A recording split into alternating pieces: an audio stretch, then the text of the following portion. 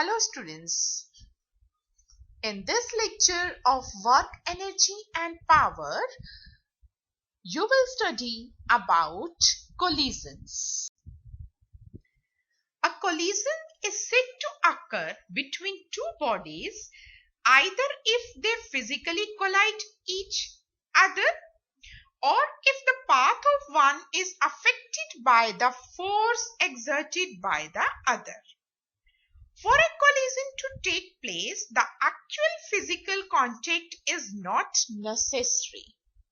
For example, in Rutherford's scattering experiment, alpha particle gets scattered due to the electrostatic repulsion between alpha particle and nucleus from a distance, and the alpha particle is said to have suffered collision with nucleus. The collision between particles are of many types.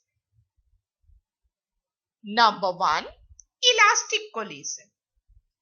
If there is no loss of kinetic energy during a collision, it is called an elastic collision. And the characteristics of elastic collisions are: the momentum is conserved, total energy is conserved, kinetic energy is conserved, forces involved during the collision are conservative, and the mechanical energy is not converted into heat, light, sound, etc. That is, after the collision, the bodies completely regain from their deformities. For example, collision between subatomic particles or collision between glass balls, etc.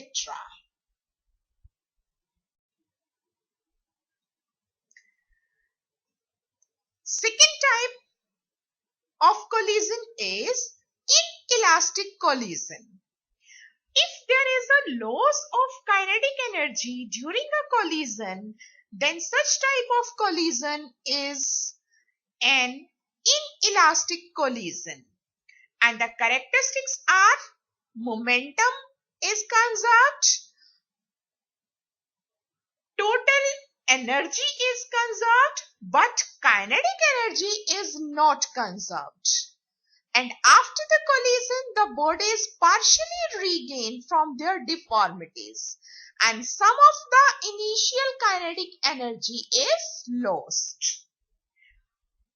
For example, collision between two vehicles or collision between a ball and floor. The third type is perfectly inelastic collision. If the two bodies stick together after the collision and move as a single body with a common velocity, then the collision is said to be perfectly inelastic collision. In such type of collisions, total linear momentum is conserved, but there is maximum loss of kinetic energy. For example, mud thrown on a wall and sticking to it, or a man jumping into a moving trolley, etc.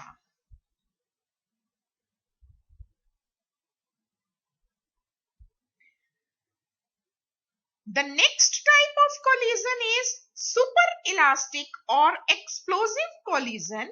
In such type of collision, there is an increase in the kinetic energy. This occurs if there is a release of potential energy on an impact. For example, bursting of a cracker when it hits the floor forcefully. Another type of collision is head-on collision. It is the collision in which the colliding bodies move along the same straight line path before and after collision. For example, collision between two railway compartments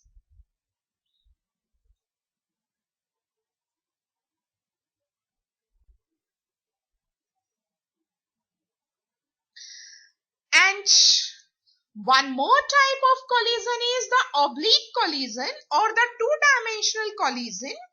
If two bodies do not move along the same straight line path but lie in the same plane before and after the collision, then such type of collision is the oblique collision.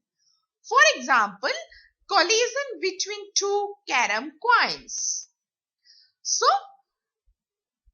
point to be noted is the total momentum of an isolated system is always conserved, whether it is collision is elastic or inelastic, but the total kinetic energy is conserved only in case of elastic collisions.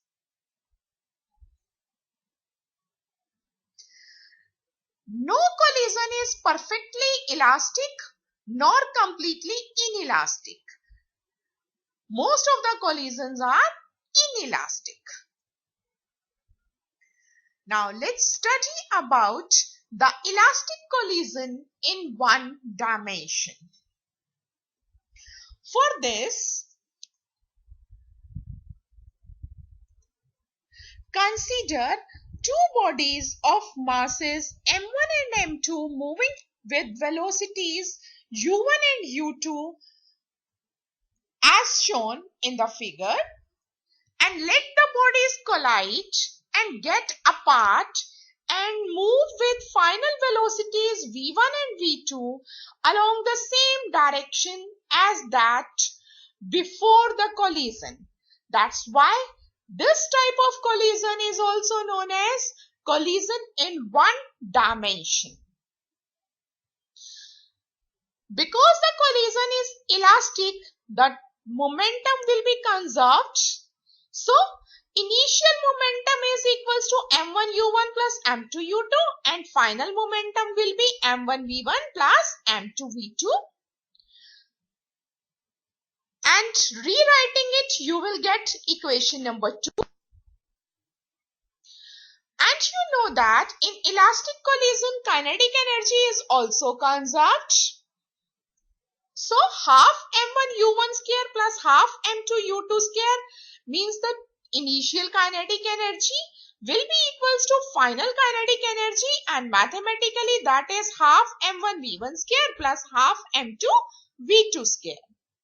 Again rewriting it, you will get equation 3, and on dividing this equation 3 by equation 2, you will get equation 4, and from this equation 4, find out the value of v2, and to eliminate v2 to get v1 from equation 5 in equation 1, just put the value of v2 in equation 1, and on solving it, you will get the value of v1 velocity equals to u1 into m1 minus m2 plus twice of m2 u2 divided by m1 plus m2.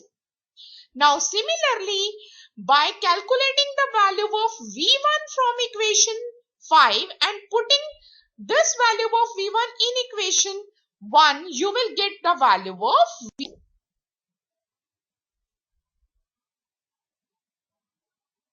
So by following the same method, you will get v2 as equals to u2 into m2 minus m1 upon m1 plus m2 plus twice of m1 u1 divided by m1 plus m2.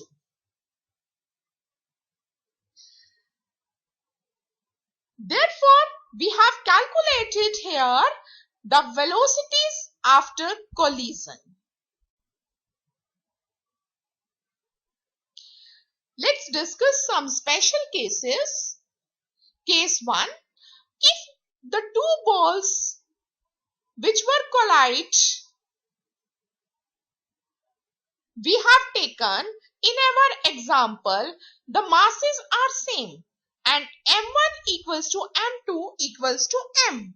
Then by putting in these equation number 6 and 8, you will get V1 is equals to U2 and V2 is equals to U1.